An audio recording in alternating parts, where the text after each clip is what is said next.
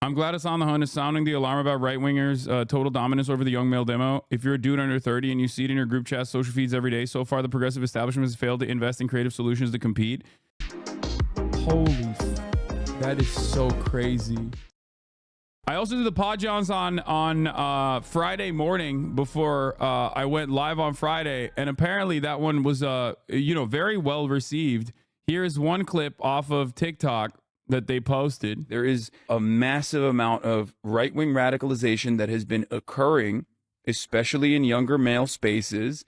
Everything is completely dominated by right-wing politics. If you're a dude under the age of 30 and you have any hobbies whatsoever, whether it's playing video games, whether it's working out, whether it's, I don't know, listening to like a history podcast or whatever, every single facet of that is just completely dominated by center-right to, I wouldn't say far right in the same way that it was back in like the 2016 era at the end of like Obama's administration, but like definitely center right to Trumpian right, like openly Trump right, not like genuinely neo-Nazi. That part is quieted down a little bit, but like they're like 90% of the way there for the most part. And that's it. Everything that they see is right-wing sentiment being expressed by individuals that they find charismatic, thought leaders, influencers that they subscribe to. And I think that that is some of the reason why you see this movement.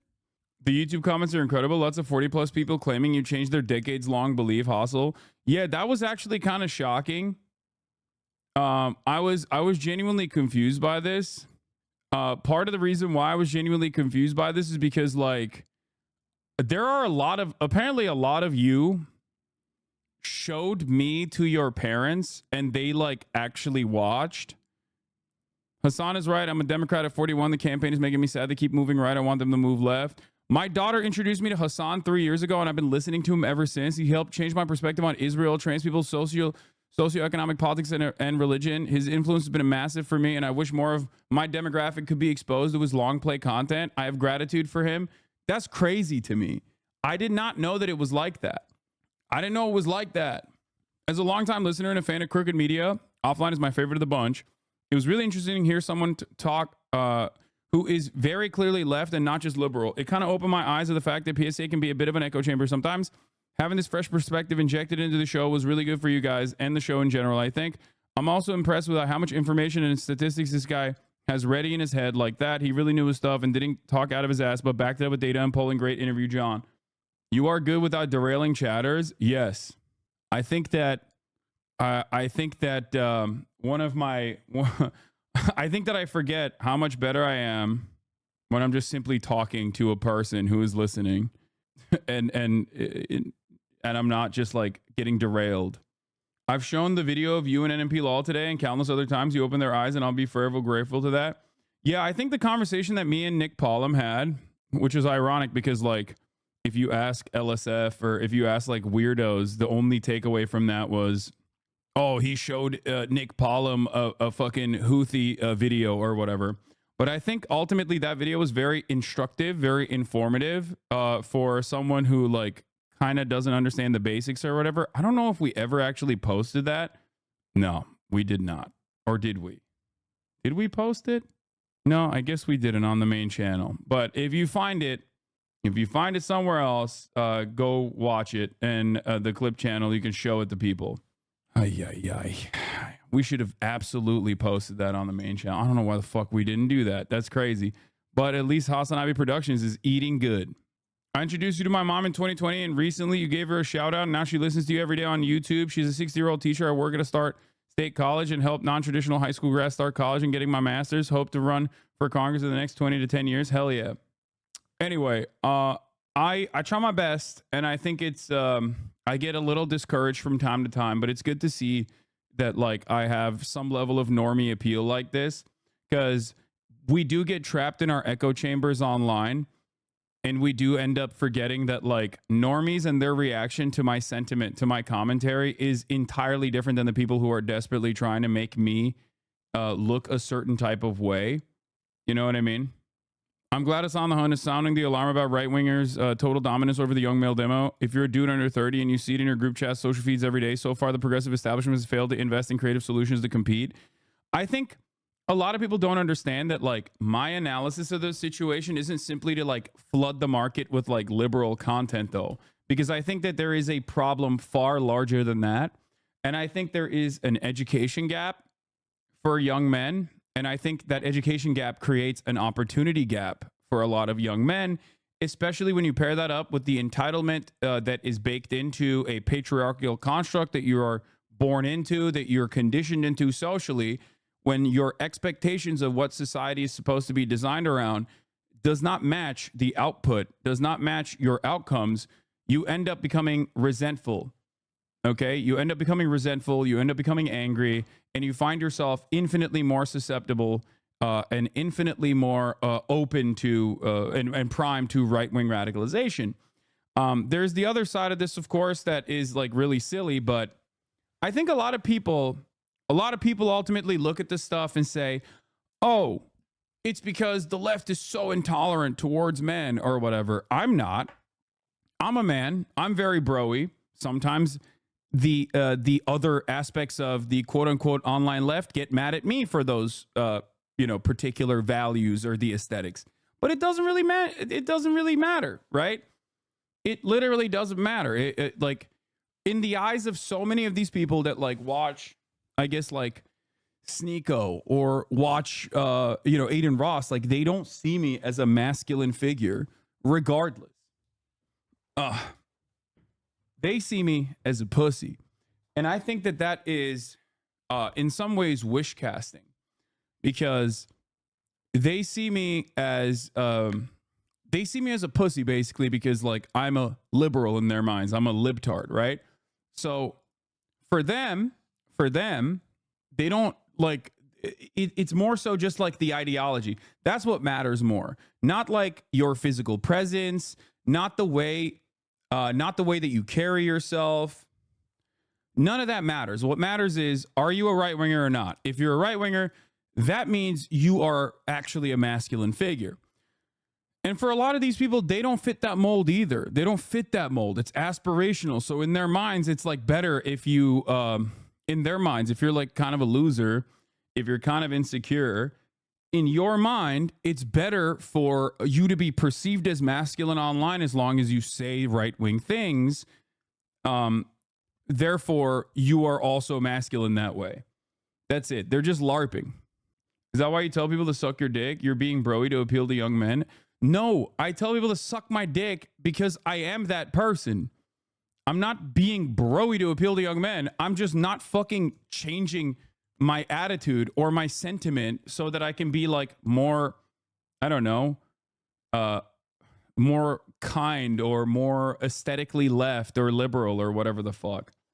I find it to be stupid. This is just who I am. Why the fuck would I change it? This goes back to the UFC conversation about creating a character because you said you don't do that. Exactly. I think it's also a dynamic about being online, okay?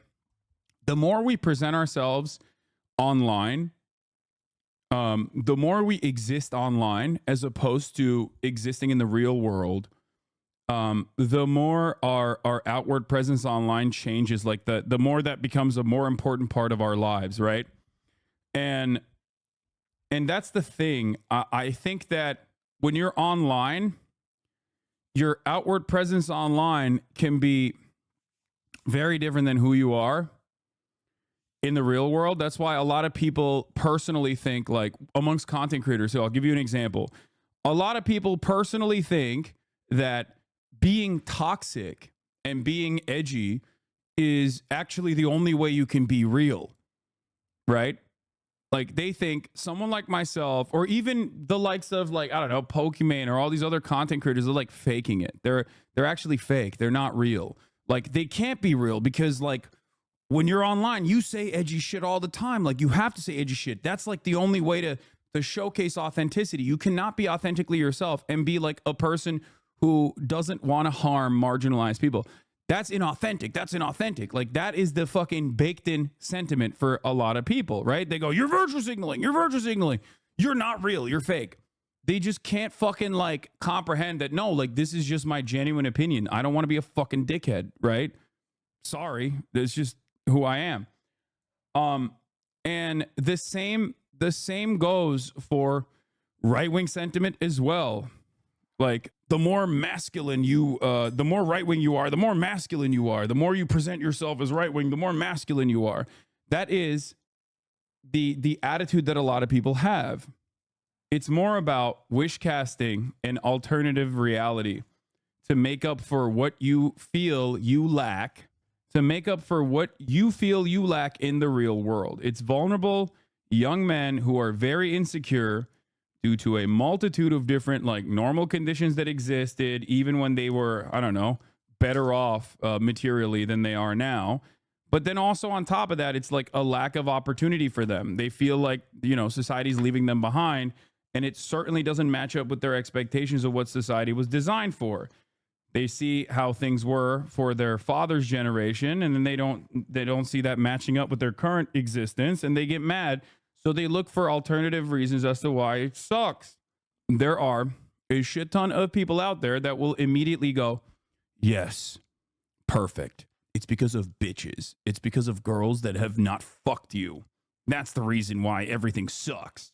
Yeah, it's because of black and brown people coming into America, and it's like stealing your jobs and your opportunity. You were supposed to get that, but you didn't. DEI, woke, all this shit. It's a great way. It's a great puzzle piece for a lot of men who are seeking out answers.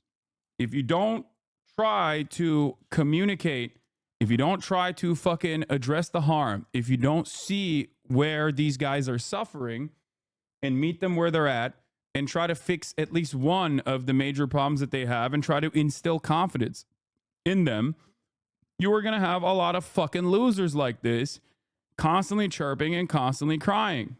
Isn't it just optics and don't have any substance?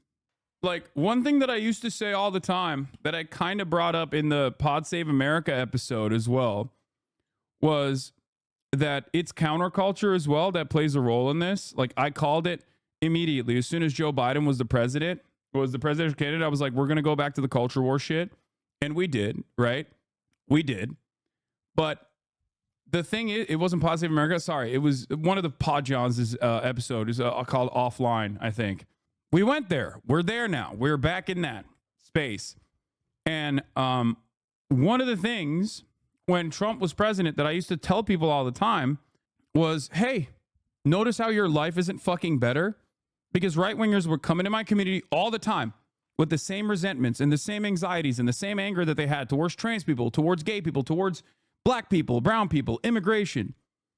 And I would always ask him, like, okay, Trump is president. Why hasn't your life gotten fixed? And they had no answer for it, because that's just immaterial at the end of the day. From where they're standing, obviously, it's not immaterial for black people, brown people, trans people, but like, it is immaterial for them because it doesn't matter. Like, harming undocumented immigrants in the country is not going to save your life. It's not going to fix your life at all. It's not going to make it better. It's just a simple distraction that they're using.